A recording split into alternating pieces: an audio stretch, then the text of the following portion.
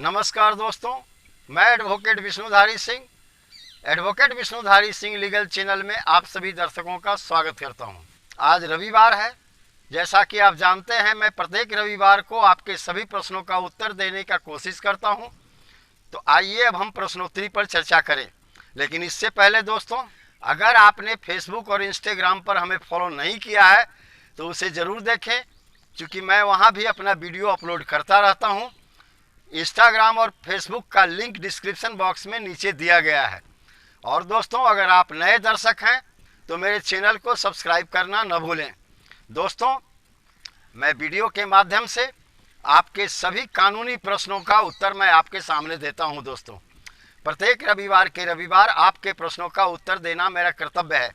मैं इसे भली भांति निभाता हूं। अगर आपका भी कोई कानूनी प्रश्न है तो आप ज़रूर प्रश्न पूछें अपने कमेंट बॉक्स में, और उसके बाद अगले रविवार को उसका उत्तर आप हमसे प्राप्त करें। तो आइए दोस्तों, अब हम एक एक करके आपके प्रश्नों के उत्तर पर चर्चा करते हैं। दोस्तों, पहला प्रश्न है सीके पटेल जी का, यानी चंदन कुमार पटेल जी का। इन्होंने अपने प्रश्न में कहा है, इनके माता पिता ने अपने पैतृक संपत्ति को इनके छोटे भाई के नाम पर रजिस्ट्री कर दिया। दोस्तों, वो रजिस्ट्री 2016 में हुई। 2016 के बाद वो भाई अपने उस ज़मीन का जो माता पिता से लिया था किसी तीसरे आदमी को बेच दिया, और वह तीसरे आदमी के नाम पर भी दाखिल खारिज हो गया, और अब वह ज़मीन पर कब्जा करना चाहता है। तो चंदन कुमार जी क्या करें, यही उनका प्रश्न है। दोस्तों, चंदन कुमार जी, अगर वह संपत्ति पैतृक है तो आपके माता पिता को कोई अधिकार नहीं है कि उस संपत्ति को अपने छोटे बेटे के नाम पर रजिस्ट्री कर दें, क्योंकि पैतृक संपत्ति में सभी वारिसानों का समान हक होता है। आप इसके लिए चंदन कुमार जी सिविल कोर्ट में जाए, वहाँ अपने माता पिता, अपने छोटे भाई और छोटे भाई से जो ज़मीन खरीदे हैं उनको प्रतिवादी बनाते हुए टाइटल पार्टीशन सूट का मुकदमा दाखिल करें, और उस मुकदमे में अपने हिस्से की मांग करें। और दूसरा मांग करें कि जो भी रजिस्ट्री मेरे माता पिता ने किया है मेरे छोटे भाई के नाम पर, या मेरा छोटा भाई ने जो तीसरे व्यक्ति के नाम पर किया है, उसे शून्य घोषित कर दिया जाए। न्यायालय सभी तथ्यों पर गौर करने के बाद, विचार करने के बाद, अगर वह संपत्ति पैतृक पाया तो आपका हिस्सा उसमें अलग निकाल दिया जाएगा, और जो छोटे भाई का हिस्सा होगा और जो माता पिता का हिस्सा होगा, वही हिस्सा वो जो खरीदार लोग हैं उन्हें प्राप्त होगा। इस प्रकार अगर आप चाहें तो अपना हिस्सा तक टाइटल पार्टीशन सूट के द्वारा सिविल कोर्ट से आप प्राप्त कर सकते हैं। अब दूसरा प्रश्न है प्रीतम कुमार जी का।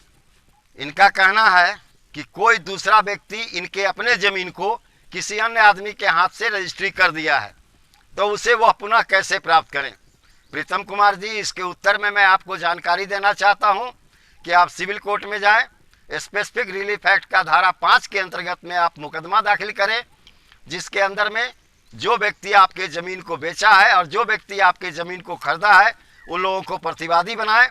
उसका रजिस्ट्री कैंसिल हो जाएगा, चूँकि यह कैंसिलेशन सूट है। सेक्शन 5 स्पेसिफिक रिलीफ एक्ट के अंदर में कैंसिलेशन सूट फाइल किया जाता है। उसकी रजिस्ट्री कैंसिल हो जाएगी और आपको आपका ज़मीन वापस मिल जाएगा, और उसी फैसला के अनुसार आपका दाखिल खारिज भी सर्किल ऑफिसर के कोर्ट में आपके नाम पर कर दिया जाएगा। अब एक हैं भुल्लर दिवांग जी। इन्होंने अपने प्रश्न में कहा है कि इनकी दादी ने अपने पैतृक संपत्ति के लिए 1967 में एक सिविल कोर्ट में मुकदमा दायर किया था। वह मुकदमा इनकी दादी जीत गई। उस मुकदमा का फैसला इनके दादी के पक्ष में हुआ। उसके बाद 1970 में जो विरोधी पार्टी थे वो अपील में गए। अपील भी इनके दादी के पक्ष में हुआ। जब पटवारी ज़मीन पर जाते हैं वहाँ पर भी पाते हैं कि ये इनके दादी के कब्जे में ही ज़मीन था। ऐसा रिपोर्ट वो सर्किल ऑफिसर के कार्यालय में जमा करते। आप दोनों केस का, पहला जो आपका 67 में केस था सिविल कोर्ट में, और दूसरा जो उसके विरुद्ध में आपका प्रतिवादी अपील किया था, उसका सर्टिफाई कॉपी प्राप्त करें और एक आवेदन दाखिल खारिज का बनाएं, और आवेदन के साथ उन दोनों सर्टिफाई कॉपी को लेकर सर्किल ऑफिसर कार्यालय में दाखिल खारिज हेतु जमा करें। आपका दाखिल खारिज हो जाएगा। अब चौथा प्रश्न है युवराज कुमार जी का। ये कहते हैं कि इनके पिताजी के नाम से ज़मीन थी। पिताजी के स्वर्गवास के बाद इनके चाची जी ने अपने नाम पर रजिस्ट्री करवा ली, तो बताएं मैं क्या करूं। युवराज जी, आपने अपने प्रश्न में ये नहीं लिखा कि आपकी चाची को रजिस्ट्री करने वाला व्यक्ति कौन था। चूँकि आपके पिताजी के स्वर्गवास के बाद वह ज़मीन सिर्फ आपकी ही होगी। आपके चाची का उस पर कोई भी हक नहीं होता है। ऐसी परिस्थिति में कोई दूसरा व्यक्ति उस जमीन को आपके चाची के नाम पर नहीं बेच सकता। अगर वह बेचा भी है तो वह रजिस्ट्री शून्य है।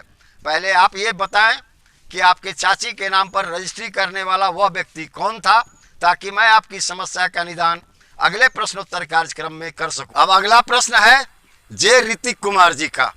इनका प्रश्न है, इनके दादी जी को इनके नैहर से पैतृक संपत्ति मिला। इनके दादी जी इकलौती संतान थी, इसलिए नाना जी के हिस्से की सारी संपत्ति इनके दादी जी को मिली। क्या इनके दादी जी के जो पुत्री हैं उनका उस संपत्ति में हक है? मेरा उत्तर है ऋतिक कुमार जी, हिंदू उत्तराधिकार अधिनियम की धारा 6 कहती है कि जो भी पैतृक संपत्ति है उसमें सभी वारिसानों का समान हक है। तो यहाँ पर आपके दादी जी को जो संपत्ति मिली वो उनके पिताजी की पैतृक संपत्ति थी।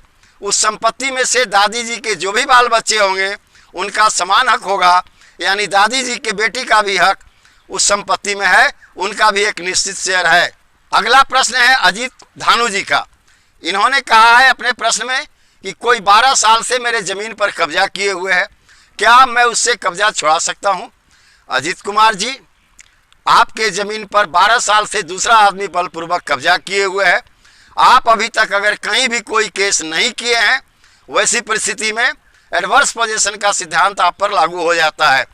चूँकि जो व्यक्ति आपके टाइटल को डिनाई करते हुए आपके ज़मीन पर कब्जा किया वो पूरे समाज के सामने किया होगा, पूरे समाज के लोग जानते हैं। आपको समय था 12 साल तक उससे कब्जा वापस लेने का, अपना ज़मीन वापस लेने का, लेकिन आपने वैसा नहीं किया।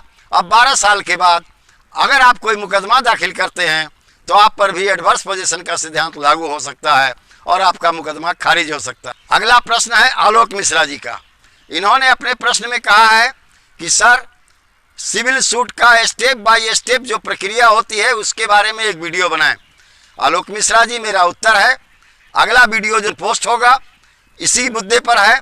सिविल कोर्ट का स्टेप बाय स्टेप प्रक्रिया को ही समझाई गई है, आप कृपया कर उस वीडियो को जरूर देख लें। अगला प्रश्न है नीतीश कुमार जी का। नीतीश कुमार जी ने कहा है कि एक विक्रेता है, वो खुद अपने ज़मीन दूसरे आदमी के साथ मिलकर किसी को रजिस्ट्री कर दिया। अब क्या 15 साल बाद वो रजिस्ट्री कैंसिल हो सकती है? मेरा उत्तर है नीतीश कुमार जी, जो कानून कहता है कि आप अपने ज़मीन के रजिस्ट्री को कैंसिल 12 साल तक ही करवा सकते हैं। चूँकि लिमिटेशन एक्ट का आर्टिकल 65 कहता है कि किसी भी सेल डीड का कैंसिलेशन सूट न्यायालय में 12 साल के अंदर ही फाइल किया जा सकता है। गणना समय की जाएगी जिस दिन से रजिस्ट्री हुआ और जिस दिन आप सूट फाइल कर रहे हैं उसके बीच का समय। चूँकि विक्रेता ने अपनी ज़मीन खुद 15 साल पहले बेच दी, 12 साल का समय सीमा बीत गया है। ऐसी परिस्थिति में अब वह विक्रेता अपने किए गए रजिस्ट्री को कैंसिल नहीं करा सकता। धन्यवाद। विशेष अगले वीडियो में। अगर आपको मेरा यह वीडियो पसंद आया तो आप इसे लाइक करें, सब्सक्राइब करें। सब्सक्राइब करने के बाद दाहिने तरफ का बेल बटन दबाना न भूलें। और हाँ दोस्तों, अपने दोस्त यार या सगे संबंधियों को भी शेयर कर दें ताकि वो लोग भी प्रश्न करें और उनके प्रश्नों का उत्तर मैं प्रत्येक रविवार वीडियो बना करके वीडियो के माध्यम से दे सकूं। धन्यवाद।